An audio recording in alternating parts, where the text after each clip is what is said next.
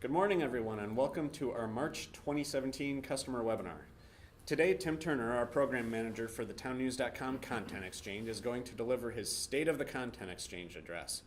He'll talk about where we're at roughly a year into the program, show off some best practices, and highlight some changes to watch for in the near future, including some exciting new content providers. In the room, we have Cherry Wolf, Marketing Specialist at Town News, Teresa Nelson, Director of Business Development, and Christine Masters, Director of Product Development. And I'm Aaron Gillette, our Marketing Director. The presentation will take about 30 minutes and a Q&A will follow. At any time, you can type a question into the chat box, but we'll hold off on answering them until the end. This is being recorded, and we will post the recording on the website probably within the next day or two, and we'll send out an email to our webinar list informing you when that's ready to go. That's all I have for boilerplate. I'll hand it off to you now, Tim. All right, thanks, Aaron. Well, it's been a while since we've kind of done one of these webinars for the Content Exchange, and we're really excited about the progress we've made as a program and update everybody on where we're at. Today we'll just go over, like Aaron said, some of the best practices we've picked up from doing this for about a year. We'll touch on some of our exciting partnerships and some, we'll tempt you with some of our new partnerships coming down the pipeline. We'll also talk about some of the content that is being the most successful on the Content Exchange, and we'll show you some examples of what our customers are doing that's been working for them pretty well. Before we get into some of the other stuff, I wanted to update you on where the program's at from a metric standpoint. We've got about 421 domains in the Content Exchange right now. About 71% of them are onboarded. Of those 421 domains, they represent over 40 states. In the last 30 days, we've been averaging over 500,000 page views, and that number keeps growing, and that's one of the key metrics that we keep pushing for. And we've been curating probably over 1,000 articles per week, so that number keeps going up. Each month we take 250,000 assets, and then we kind of curate that down into about 1,000 per week. So I wanted to start off by highlighting some of the best practices and actually some changes that we've made and how we roll out this program in terms of a default implementation because of what we've seen has worked for our customers. So one of the things that's really important and it's kind of the key to actually having success in the Content Exchange is setting up automatic importers to bring in content.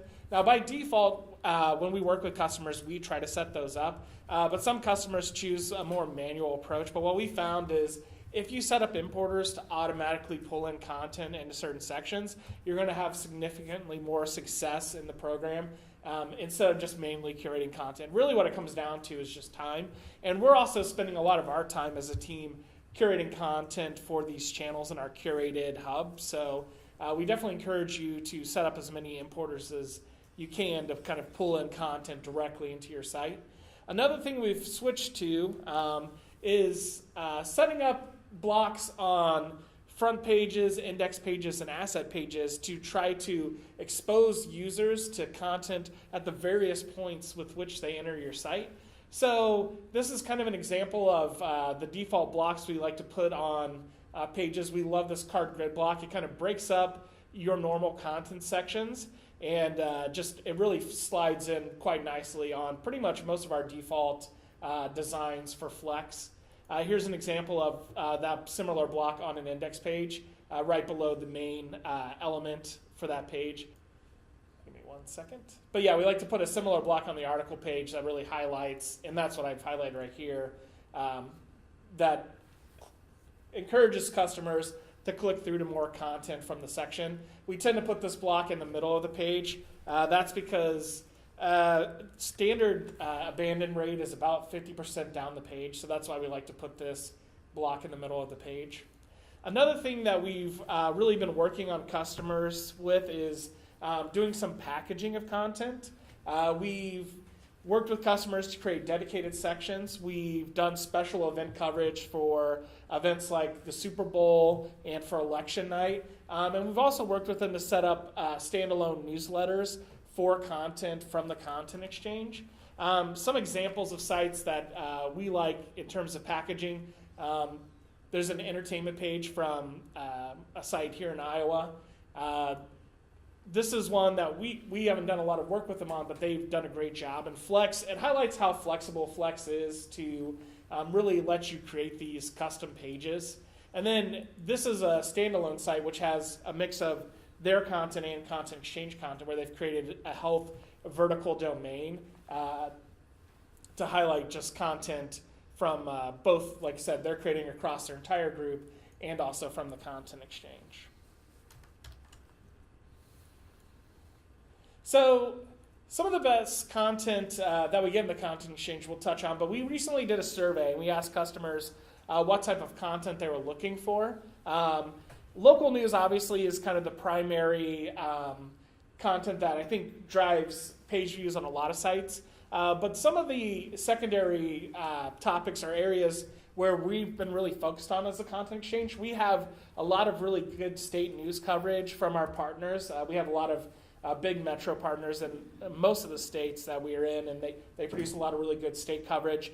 We've been really focused on health, entertainment. We have some really great partners, and we also have some really great sports partners. We also have a lot of content from the Midwest, so we have really good ag content. We've got several different agricultural verticals represented within the customers in the Content Exchange, and we have tons of really great outdoors content that's being curated into our outdoors channel.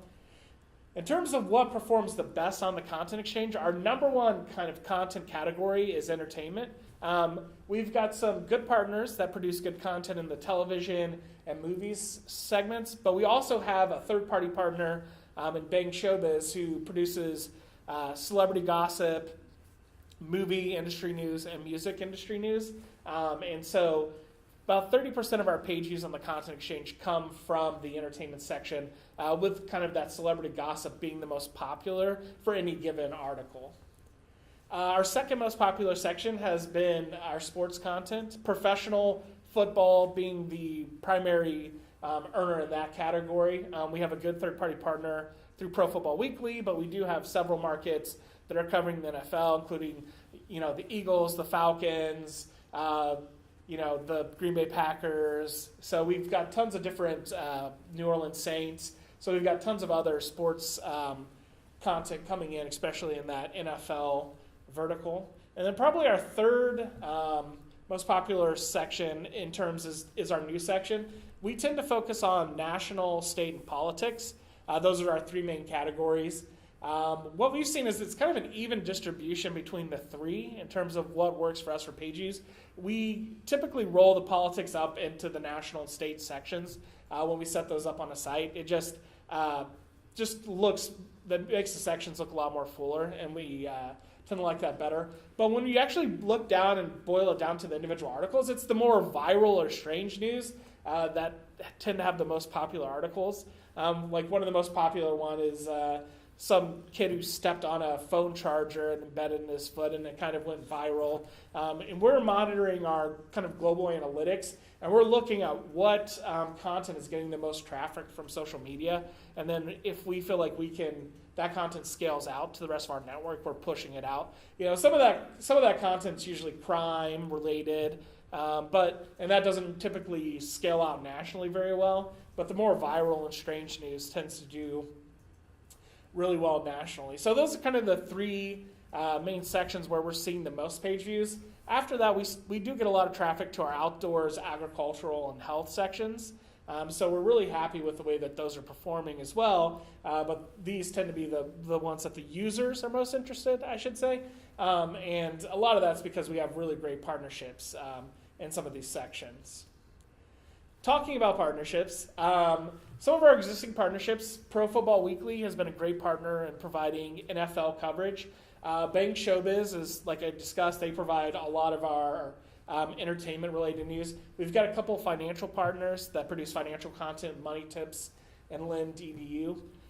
We do have several really great partnerships that will be coming in March and later in the second quarter of this year. We're really excited about these partnerships. They touch on the news segments, lifestyle segments, sports, kind of all encompassing. It's a mix of editorial and also a mix of video content. So we're trying to find a lot of video partners. We see a lot more of our customers requesting that type of content, and a lot of that's due to the advertising that's available, and just that's the type of stuff that users are interested in these days. So we're now looking at a mix of video and just article content, and we have a mix of both of that coming down the pipeline. So March will be really busy announcing a lot of those new partnerships.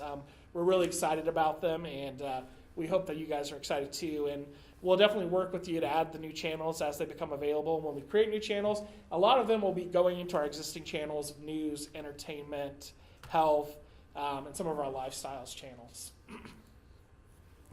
I want to talk a little bit about some of our customers and the different successes they've had creating some of these standalone pages and also utilizing the Content Exchange. The first one I want to talk about is our good friends down in the Atlanta, Georgia area. And for the Super Bowl, they actually had the benefit of the Falcons going to the Super Bowl. So that was great for them in terms of being able to have extra interest. But what they did was they really kind of took over their front page and built a lot of interest around this event of the Super Bowl and utilized content from the Content Exchange, content they were creating, and from other third-party content providers.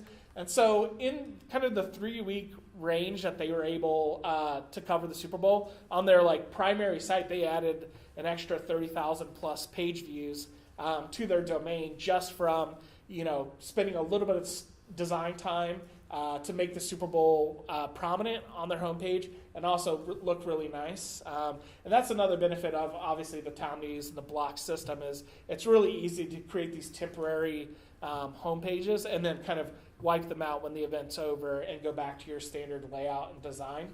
Another partner who has really developed a strategy around rolling out the celebrity content is Lee Enterprises. And we've worked with them to find, the good content partner. They really wanted to have a strategy about when they launched these channels. They created dedicated sections to the celebrity news. They created dedicated newsletters. And so they've been able to add hundreds of thousands of page views in the first 30 days just around this people vertical that they created. So I think these are really just good case studies of kind of the things that we find successful, the benefits of the Content Exchange. We really want people, our local content creators, to focus on what they do well and really let us help them create these different channels that their users might be interested in that they might not have time to dedicate to these sections. And then with the Super Bowl, we actually, every time we have one of these big events come out, we will release kind of a blog post and some layout tips and some different graphics and things you can use and tools on how to find the content from the Content Exchange. So the next ones you should really be focusing on are the NCAA tournament. We will have a blog post talking a little bit about that and where you can find content. We've been working with our content partners. They're ramping up because, like I said, the Midwest is really well represented. So we got a lot of Big Ten schools that hopefully will be doing really well in the tournament this year. And then our partners at Pro Football Weekly do a great job of covering the NFL draft. So we'll be kind of getting you ready for that and kind of what players your teams are most interested in. So those will be kind of two of the next big event type deals that we're going to push out and kind of talk about. Another thing that we're always focused on is growing the program. And so we set a lot of goals for ourselves. One of our main goals was to get more of our customers onboarded and get them onboarded quickly. That's why we kind of came up with this default implementation. We know people get excited when they see new partners join the Content Exchange, but we want them to get onboarded quicker so you can utilize their content and start sharing and developing content strategies. So our goal is to kind of maintain a real steady 95% onboarding percentage because we know that we'll always have new customers coming on, so there'll always be a percentage of those that aren't onboarded.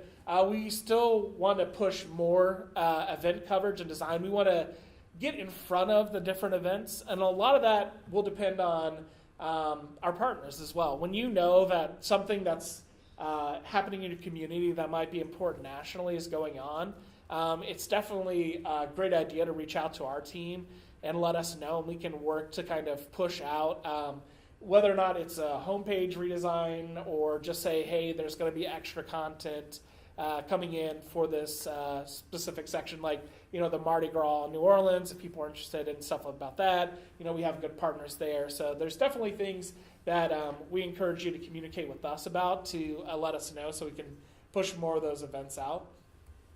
Another thing that our customers will be getting access to over the next quarter is reporting dashboards, so they can always look at how their content's performing and how the content exchange content is performing on their site. So we're really excited to get that out to customers. We've been working on that, finding a good way to get you data in a meaningful way that you can actually view and understand. So we're really excited about that. And we also want to give customers access to our uncurated hub so that you will have access to those same, over 250,000 assets every month. And that's so you can develop your own content strategies.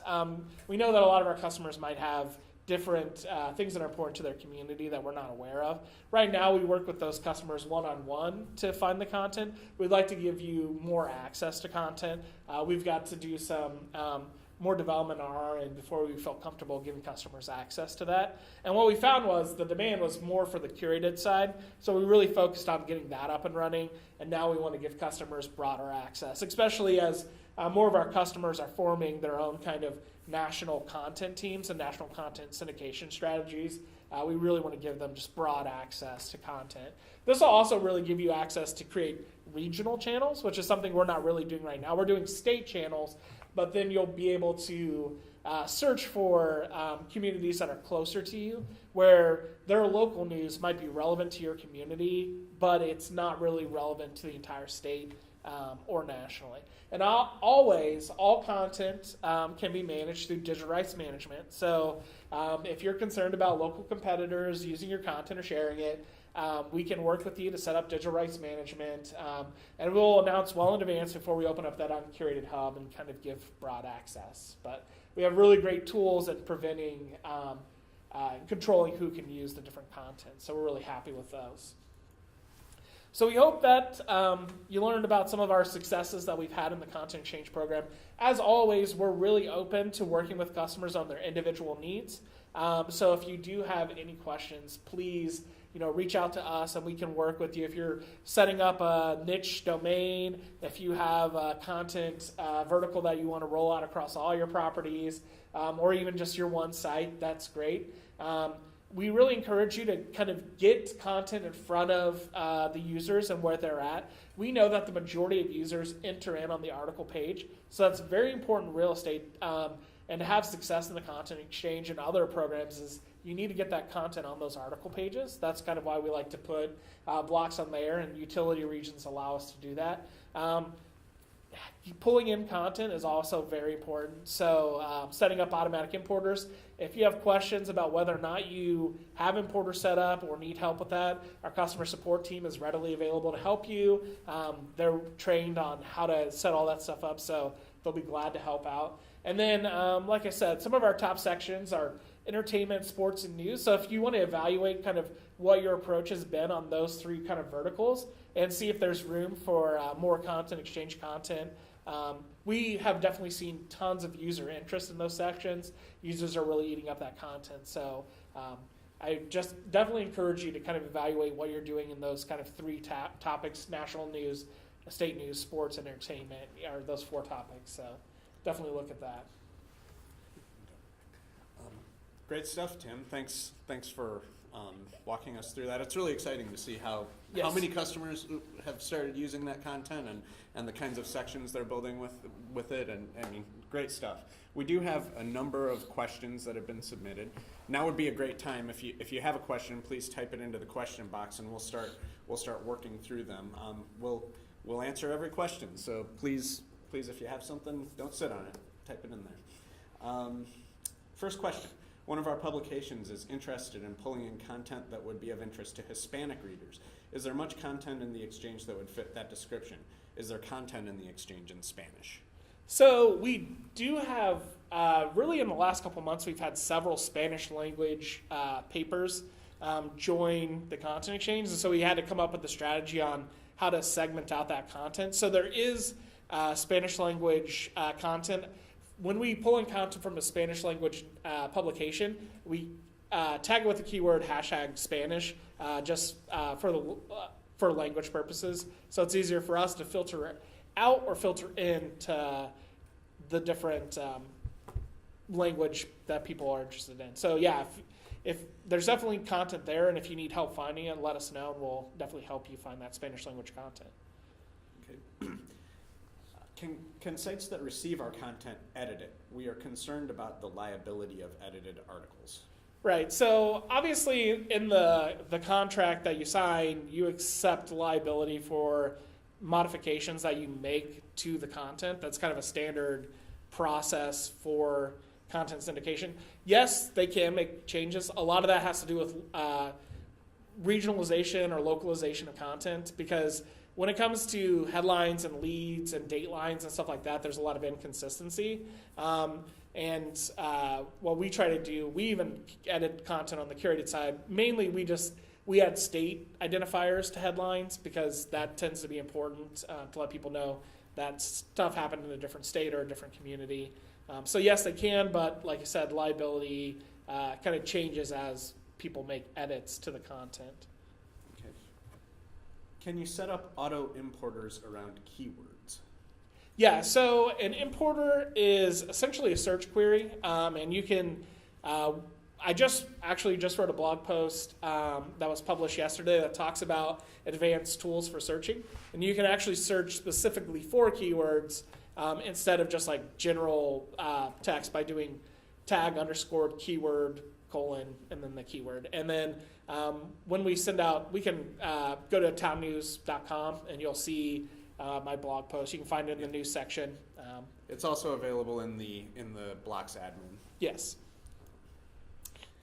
Okay.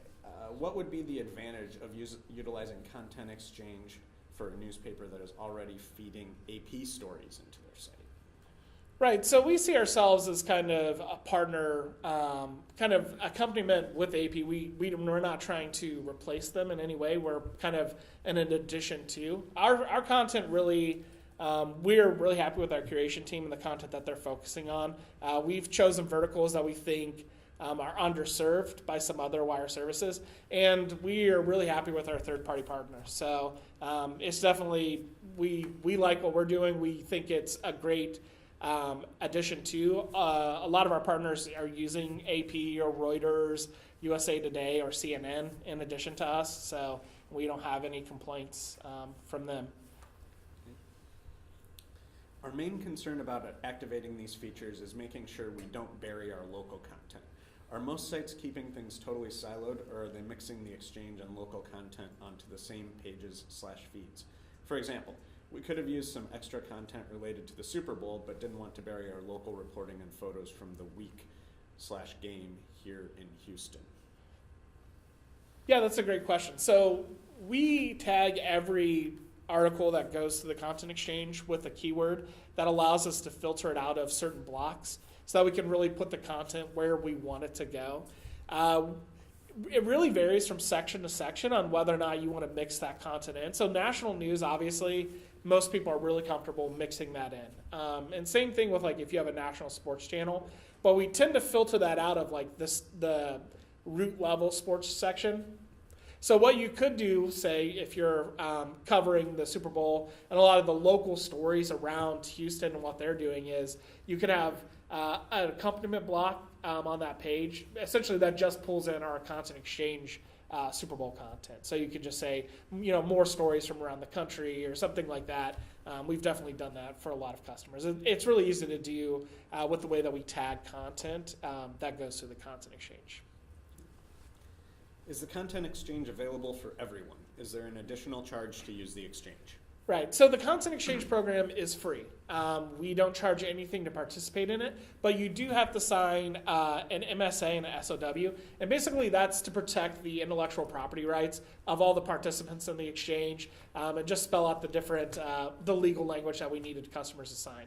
But it is free, and your sales rep can get you the contract if you're interested in participating in the Exchange. Absolutely. If you're not involved, contact your sales rep today. Yeah, and they can give you a demo where we talk more about kind of the benefits of the content exchange program, some of the revenue side of things, and those. That's kind of a different demo. You talked about this a little, but another question on how do you separate shared content from your own original content? Right. So again, like I said, we do see value in segmenting that content out, and like I said, we really want to highlight good local content as well as national content. My ideal kind of view of what a homepage should have, it should have a good mix of local and kind of national news, making that a destination page for the users. We all have that one page that we go to, or the one or two pages we go to when we first log on to the internet. And by having more local news, it just keeps more users coming back to your site. More national news, it keeps those users coming back. But we have seen the value in segmenting local from national news, and we definitely believe in that. And that's why we set up separate blocks that automatically separate that content out. Okay. What is the keyword that separates content exchange from original content? Right, it's hashtag TNCEN. It's a unique. It had to be a unique enough identifier so that it wouldn't mess it up for other stuff. So, okay. And so we can definitely include that information in any follow-ups. Okay. Do you have to set the DRM on content you allow to be shared, or is a default DRM set applied? So there is no default DRM setup. By default, your content is available for people to use and to share on the content exchange. That's kind of part of the setup process with the project manager, is they kind of explain what we do with that. If you do have questions or want to set them up, it's really easy to use DRM. And like again, our customer support team can work with you, and they'll get it to the right people to help you out. There's a question here about how can it's a site that's part of a group. How can they tell if their organization is using the content exchange? Is there a way for them to tell, and by going into the admin? Right. So no, there's no like software application for it. If you have questions, you can definitely reach out to us, and we'll point you in the right direction. Usually, there's a group level administrator for that. By default, like I said, we've been rolling it out, so we've been setting up these channels on the sites so they at least have access. So if your site has access, I can actually log in real quick and show you what it'll look like. Because isn't there like syndication channel? Yeah. And we can certainly follow up on this question after the fact for this specific user Yes. to tell them whether or not. But I'll go ahead and show you what the channel looks like. I'll log in as Christine.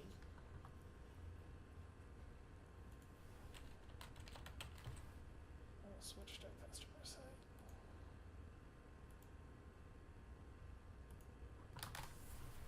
So if you have access to the Content Exchange, you'll see this curated-TN Content Exchange channel on your site.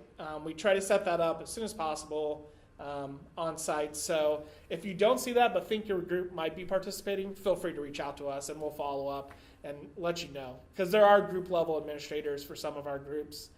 So we'll definitely put you in touch with the right person to get the content. Okay. Is this for Blocks Total CMS or Blocks CMS or both? It is for both. We've set up content exchange channels that push content that connect to the hub directly or go through third-party sites. The content, if it's not allowed for print, there's a DRM rule that excludes that, and that content will not be allowed to be pushed into the Total CMS. But there's a lot of the content is available to be used in print, just as a shared extra value for all the customers in the exchange.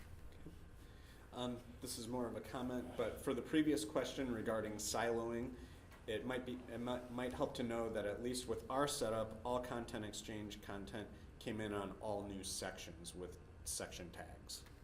Yeah, that is when we set up. And I shouldn't have exited out so early, but when we do set up sites, we map all the content to sections. We don't pull in content that is not mapped. That's our general setup policy, because we want our customers to know where that content's going to show up. Another question just came in. Cost? Free. Right. Yeah, if you're a Block CMS customer, it's just, or TCMS, it's contact us. It's an additional agreement, but there is no additional cost. Yeah. You have to be on blocks though. Right. You have to be on Blocks and or TCMS. Do you have to share and receive content, or can you pick and choose? So we have a question from the room. It's up to you on how you want to participate in the exchange. Most, I would say, 90+% of our customers are sharing and receiving content. There are some that want to do one or the other or have different policies on how much they share. And really, we leave that up to the individual sites to kind of control on how they want to participate in the program. But we've been really lucky so far, and our customers have really kind of embraced it. A lot of them, they don't set up really strict DRM rules out of the gate. They're really sharing and receiving content because everybody really, what we've seen is if you become the guy who's really restrictive, the people restrict against you, and it kind of starts these kind of DRM wars, and you don't want that to happen. Everybody's been really great. We have great partners. Everybody really values the quality journalism that's moving through the content exchange, so they've been really great about sharing content. So we've been really happy with that. So we built this DRM software. We spent a lot of time on it, and really not a lot of people are using it because they've been so great about being open about sharing their content. Well, there's a lot of benefits to sharing your content out there because you get the SEO value of sites linking back to you. Yes. What extra steps are required to share content? There are no extra steps required to share content. We set up a pull method, so we will pull all the content that you allow us to, and the way that you restrict us from pulling content is through DRM rules. And then we kind of sort it and curate it. So we didn't want any extra work on the local editorial teams because we knew that would be a barrier to getting a lot of content flowing into the content exchange. Now, there are some, if you want to surface certain content to us, feel free to reach out to us and we can come up with a strategy where we can find your best content and kind of review that by our curation team and get it out to our different verticals. Okay. Another question, are polls based on sections? Are polls based on sections? Yeah, well, yes. So if you're talking about when you pull content, you're pulling from one of our curated sections into one of your sections. That's kind of the way that we set it up. When we pull content, we are pulling pretty much all the content from the site and then filtering it into different sections on our uncurated hub. Okay. So we don't focus on, DRM is set on a section level, so we will be restricted if you set DRM rules up on a section. Okay, a follow-up to that last question, clarifying. He says, well, I guess pushes. They're wanting to share anything in /news but nothing in /sports. Is that possible? Yes, that's how DRM is what we use to do that. Okay. A follow-up on DRM. How do you set up DRM rules? All right. Yeah, that's a great question. We can go ahead and just jump into it.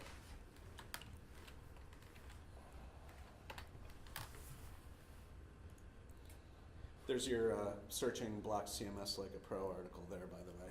For anyone who's wondering, it's the article Tim was referring to is the how to search Block CMS like a pro. Yep, so log into your dashboard and read this article and you'll learn all of our top secret tricks on how to find good content. There we go. So to set up DRM rules, you'll log into the Blocks admin, navigate to editorial assets, open the application settings panel, and digital rights management is down at the bottom of the editorial assets application settings panel. Outgoing DRM is what controls where your content is going. Incoming DRM rules can control whose content comes to your site. So if you have a group or a website that you don't want content from, you can set up an incoming DRM rule to just automatically reject content from one of those sites or newspaper groups. Outgoing DRM is pretty robust and it can be a little complicated. So if you have questions, feel free to reach out to us. Some of the different things, the permissions that you're granting people are to publish, how long they can keep your content, whether or not they can resyndicate your content, whether or not they can create a local version of your content, or whether or not they can add their own DRM rules to your content. What's really important if you set up DRM rules is to set up a DRM rule for the content exchange so that we can resyndicate your content. So that's why we encourage customers to reach out to us when they set up DRM rules. We'll definitely help you with that. Some of the different DRM rules you can set up, you can actually set up an embargo time. So this is in hours, how many hours have to pass before your content can be used by people in the content exchange. Another DRM rule, you can block a specific website or a set of specific websites. So you would just definitely, if you wanted to do that, you would switch this to is none of, and then you can just list all the domain names that you want to block from using your content. You can also block industry. So if you want to only share with newspapers, radio, broadcasts, you can set those up. We also let you block by an entire group. So if you want to, if you know you're in competition with a large newspaper group, they're all listed in this, and you can just select the groups that you don't want to share content with. It's pretty easy to find those. And then also you can set a geographical kind of embargo. So what we see, if you're, say you do a great job of covering a college sports team, but you have in-market competition or regional competition, what you would do is probably set up either a state embargo. Those are the easiest to set up to block a specific state. We can also do it by geo distance and stuff like that. So it's a really easy, it's a good tool to say, I don't want my local competition to use this, but I want everybody else in the country to be able to use my great college sports coverage. So we definitely like those DRM rules. And then the way that you apply DRM rules, if you don't do anything, you just set up a rule, it'll apply to all the content on your site. You can also block DRM rule, apply DRM rules through site tags. So say a common DRM rule is an exclusive. So you would create a site tag that says exclusive, and if you flag something exclusive, so that's if you want one or two articles, maybe a year that you don't want to share, that you would flag them exclusive.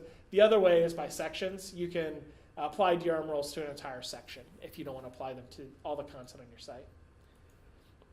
A follow-up question to that. Someone is wondering how you got the application settings bar to show up on the right side in editorial assets. There is a gear icon in the top right corner. So next to your logged in name, there's a gear, and if you click on that gear, it'll pop it open. Okay. Can outgoing DRM rules be set up inside Block's total CMS, or do you have to do it on the hosted side? I will actually have to get back to you on that. I'm not sure if we made that available on Block's Total CMS. We don't pull content from Total CMS appliances. We only pull from the hosted environment. So we definitely encourage you to set them up on the hosted environment, but I can double check on that and follow up with you. What are your different curated sections, or where can we find them? We will also send this out in an email, but we do have a site that's curated.tncontentexchange.com. I know that's a mouthful. That has our various curated sections that you can kind of navigate into and see what we're offering customers on the Content Exchange. And all this information too is, a lot of this is available if you go to townnews.com and go to our Content Exchange page. A lot of this information is on here, previous case studies and blog posts, and some more information about the program specifically. There are the DRM rule settings on Total CMS. Okay, so Christine Masters did verify that you can apply DRM rules in Total CMS. Yeah, if you don't see that gear or any of these things, you might want to ask your site administrator if you have the permissions. So there are permissions behind various pieces of this. So if you're not seeing it in the software, it could be because you just need that permission applied. Okay. It looks like no questions have come in for a little bit here, so I think we're... another one came in. We love questions. Keep them coming. We have an hour planned, so the more questions... Actually, this isn't a question. It's just, I see it. I guess I could have just looked before asking. He's responding to Christine. He saw it's a good question. It's a good question. I didn't know, so There's it's good to know. There's a lot of stuff in that gear icon to check out. So. Yeah. Is it still free in Total CMS? Is it still free? Yes, it is still free in Total CMS. Okay. Well, thanks, Tim. That was great. Great Q&A too. Thank you, everybody, to everybody who asked questions. If you have any further questions about the Content Exchange, you can email contentexchange@townnews.com, and Tim or someone else will follow up with you on that. If you don't have the Content Exchange, please contact your salesperson ASAP. Documentation for the Content Exchange and everything else Block CMS related is available at help.blockcms.com. Support is free and available at 800-293-9576, or you can submit a ticket at support.townnews.com. Our community site is a great place to share ideas and see what other people are doing with our products and services, and that is available at community.townnews.com. And you can follow us on Twitter, LinkedIn, and Facebook. We also offer a number of newsletters and emails, and you can sign up for those by visiting townnews.com, clicking news, and you will see a sidebar on your, if you're on a mobile device, you'll need to scroll a little further. It won't be in the sidebar, but you can select which newsletters and emails you would like to sign up for and sign up for them. Please go do that today. That is it for the March customer webinar. Thank you very much. Again, we will post this, we'll process the video and post this online probably either today or tomorrow, and an email will go out with a link to that when it's available. With that, we're going to say thank you, everyone. And thank you, Tim. Thanks for another great customer webinar. We will talk to you again in April.